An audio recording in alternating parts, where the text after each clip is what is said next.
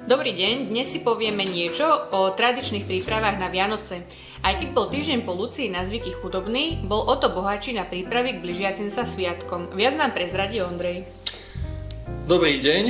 Je pravda, že naozaj pokiaľ vezmeme to zvykoslivé, tie strižídni alebo predsviatočného obdobia, tak po tej Lucii sa toho až tak veľa zase nedialo.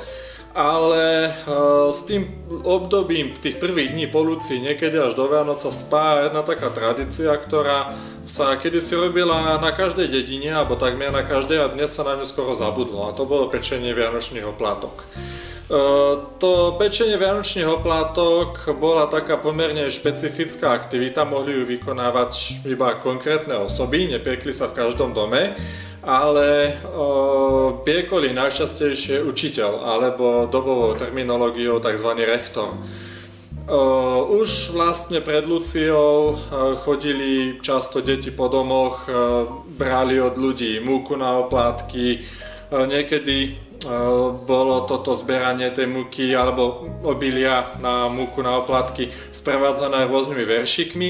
Napríklad v Rybanoch sa vyberali tieto plodiny so slovami: Na deň svätej Kataríny prespevujú žiaci pilní, hej gazdinky statočné, idú sviatky vianočné, dajte žitka na oplátky, už idú vianočné sviatky. Keď boli tieto plodiny vybraté, tak bolo učiteľovou povinnosťou jednoducho dať, keď to bolo zrno, tak dať ho zomle do mlyna a potom tú múku vlastne prevzať naspäť. Pokiaľ išlo už o hotovú múku, tak ju uložiť, a keď sa začali piecť oplátky, čo už sa najčastejšie robilo, ako som už spomínal, v prvých dňoch po Lucii, tak to bola aktivita, do ktorej sa zapájala, dá sa povedať, celá dedina. Áno, učiteľ má hlavné slovo, ale takisto sa staralo zase o prípravu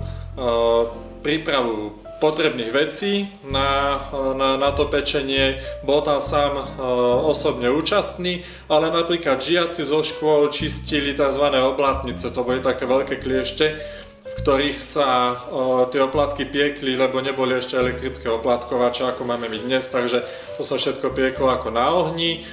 Iné deti zase zberali hotové oplátky z oblátnic, iné deti ich strihali do hotového tvaru. A dá sa povedať, že to bola taká kolektívna robota. Tie oblátnice opatroval teda učiteľ aj cez rok, vyberali sa vlastne len keď ich bolo treba. A také suroviny na oplátky, ktoré boli potrebné aktuálnejšie, že sa nedali pripraviť vopred, napríklad mlieko, maslo a podobné veci, tak tie dávali gazdinky z dediny už konkrétne v deň pečenia alebo chvíľu predtým. Tie oplátky sa piekli v stovkových a tisícových množstvách. To boli naozaj, aby sa v tom učiteľovom dome, kde sa najčastejšie pieklo, pripravilo pre celú dedinu, alebo niekedy aj pre viacero dedín, a tie počty sa volili tak, aby pre každého obyvateľa tej dediny určitý počet tých oplátok bol pripravený. Boli oplátky cukrové, boli oplátky vodové, bývali aj trubičky. Často to bolo rozrátané, že kto koľko chcel, sa buď nahlasilo vopred, alebo sa rovným dielom dávalo napríklad na hlavu 4 vodové, 2 cukrové, 1 trubička, alebo nejak tak. No a keď boli tieto oplátky napečené, čo bola to v podstate aj taká obdoba, možno priadok, aj pri pečení sa rozprávali rôzne príbehy, príhody, legendy, rozprávky. A keď boli oplátky napečené, tak zase žiaci, najčastejšie chlapci z dediny s rôznymi vinšami roznášali tieto oplátky po domoch.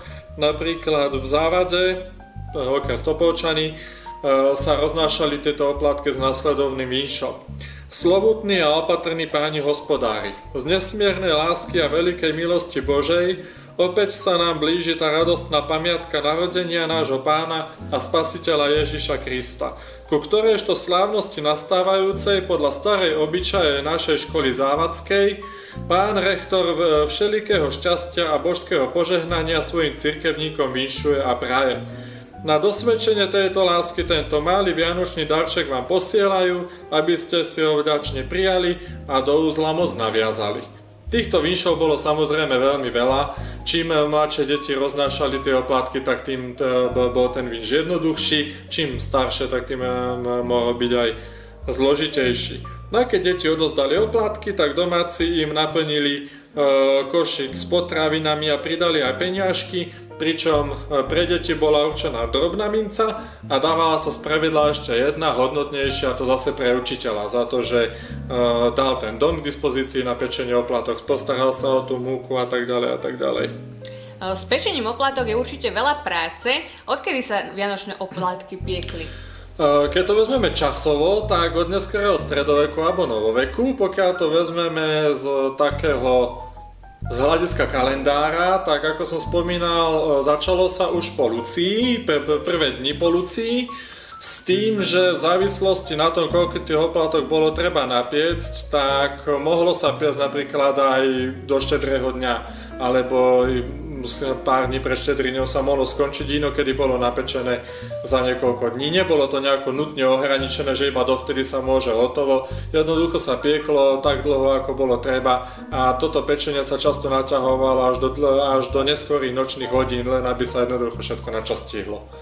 No, viem, že aj ty sám pečieš oplátky. Máš nejaký overený recept? My pečieme oplatky, je to pravda, slané aj sladké. Tých receptov je strašne veľa, tých ingrediencií potrebných ešte viac, ale ja si myslím, že nezáleží ani na tom, aký recept človek na tej oplatky volí. Najdôležitejšia ingrediencia je tá, ktorú každý z nás jednoducho nosí v srdci, a to je láska. Pokiaľ sa jednoducho vloží ako do každej pripravenej oplatky niečo zo srdca, tak určite každá tá oplatka bude chutiť dobre. To bola veľmi krásna odpoveď. Toľko o vianočných oplátkach. Ešte raz pozdravujeme z Tribeckého múzea a prajeme príjemný deň. Do počutia. Do počutia.